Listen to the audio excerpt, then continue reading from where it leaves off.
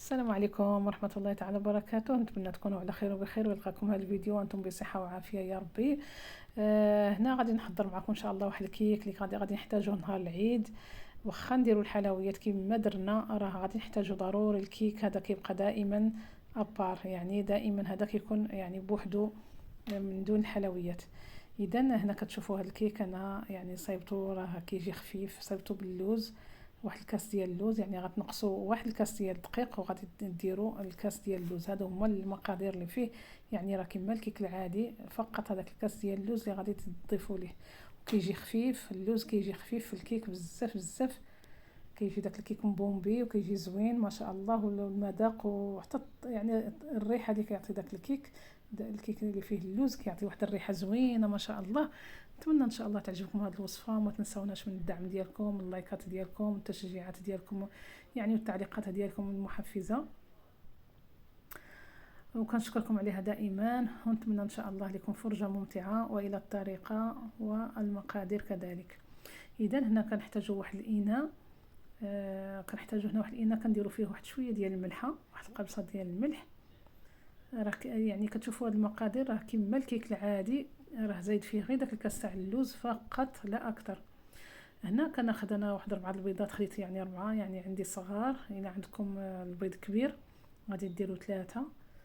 وغادي تضيفوا واحد الكاس ديال السكر سنيده.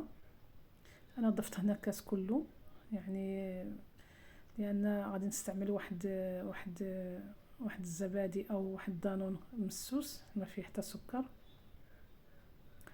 هنا غادي نضيف واحد الملعقه صغيره ديال الفاني.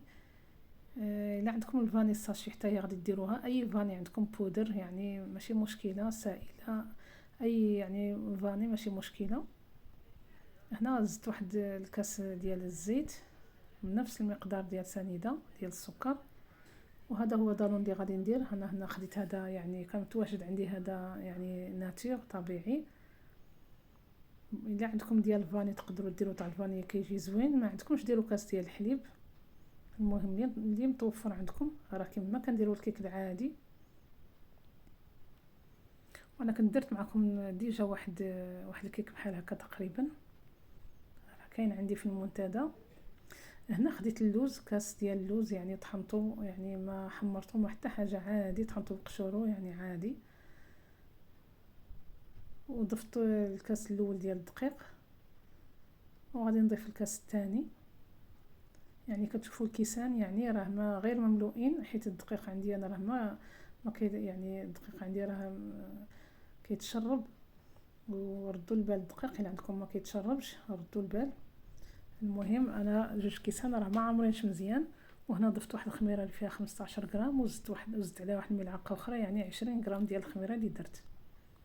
صافي كنطربهم واحد 2 دقائق حتى كنحصلوا على واحد العجينه اللي كتكون يعني خفيفه شويه. صافي هكا كتكون.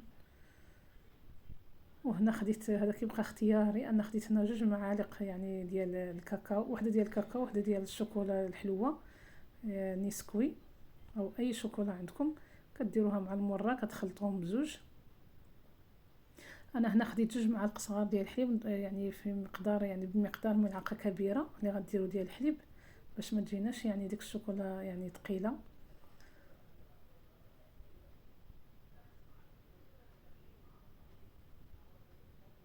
صافي كنضيف هنا واحد شويه ديال الكيك يعني اللي حضرت باش نخلط بها هذيك الشوكولا. هذه كتبقى اختياريه، يمكن لكم ما ديروهاش نهائيا، راه كيجي حتى هو زوين بلا بها.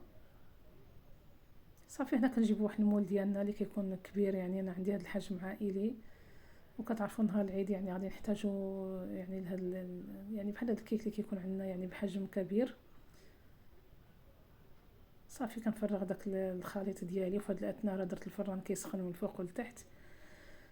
صافي ملي فرغته كامل غادي ندير عليه ديك الشوكولا بطريقه عشوائيه. يمكن لكم ديروا النصف ديال الكميه وديروا الشوكولا في الوسط وتغطوها بالنصف الثاني ديال الخليط. يمكن لكم ديروها بحال، يمكن لكم تستغناو عليها، يعني ولكم الاختيار. ثقوا بيا الا كتجي زوينه. هاد الكيك هذا كيجي خفيف والمذاق ديالو مختلف على الكيك العادي. انا كنت يعني اصلا درت معكم واحد الكيك بحال هكا، لكن الرولو اللي درتو دائري. هنا كتشوفوا يعني بطريقه عشوائيه، يمكنكم تحطوه غير خط يعني طويل، تحطوه يعني في الوسط كيجي هكاك زوين حتى هو.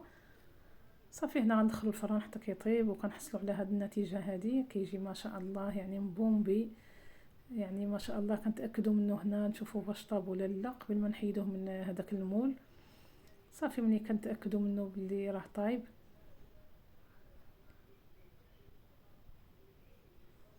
ملي كنتاكدوا منه طاب صافي كنخليه حتى يبرد. هنا كنصيحه خلوه حتى يبرد الكيك ديالكم عاد تحيدوه من المول ديالو، من المول اللي فيه. انا زربت عليه شويه لانه كان غادي يتكسر ليا كله، ولكن الحمد لله ما طرالو والو. وهذا هو الكيك ديالنا كما شفتوا في البدايه ديال الفيديو، كيجي زوين. هنا كيبقى التزيين اختياري، يمكن لكم تخلوه غير هكاك عادي. انا درت غير شويه ديال العسل، يمكن لكم ديروا الكونفيتير. صافي كدهنوه مزيان من هذيك الواجهه، وكان يعني كديروا الا عندكم شويه ديال اللوز كونكاسي ولا الكاوكاو. صافي يعني التزيين كيبقى اختياري. انا عندي واحد شويه ديال اللوز كونكاسي اللي حمرته غير واحد شويه، وصافي كنزين به من الفوق.